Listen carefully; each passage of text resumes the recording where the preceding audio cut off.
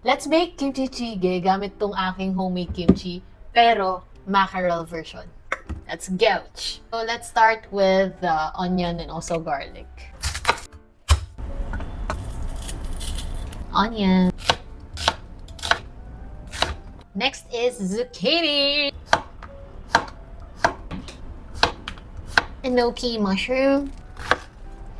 So, sure lang natin. I have my enoki mushroom, Hong soft tofu here. Lutuin na natin siya. Ng oil. Sibuyas. Also the garlic. Then, add natin tong kimchi, guys. Sobrang asim na nito kasi matagal na tong kimchi na gawa ko na to. Up to you guys kung gaano karami. Magay lang tayong kimchi sauce. Ooh. Yung tsura niya. We can add the zucchini na, guys. Soy sauce. Sesame oil. And then gochujang, guys. Isang spoon. Ako ng konting sugar. Then, pwede mo nang ilagay yung gusto mong mackerel. And ito yung gustong-gusto namin as a family. Itong saba. And yung sabaw niya yung gagamitin ko as my broth dito. So, lalagay mo lang search. Go! Ako ng konting water.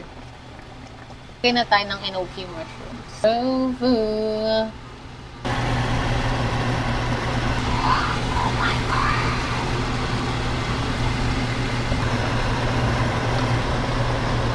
Done na, guys. Kainin na natin siya. So hungry!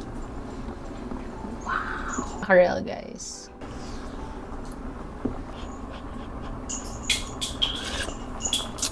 Wow! Sarap. Meron akong tofu pa dito.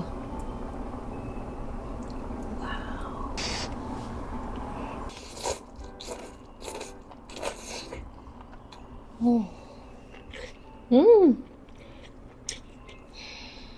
Yeah. Mmm.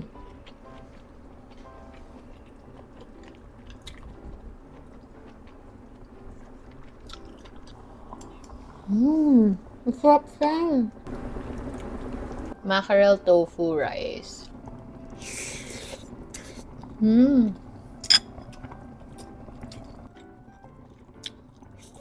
Mmm. Sarap.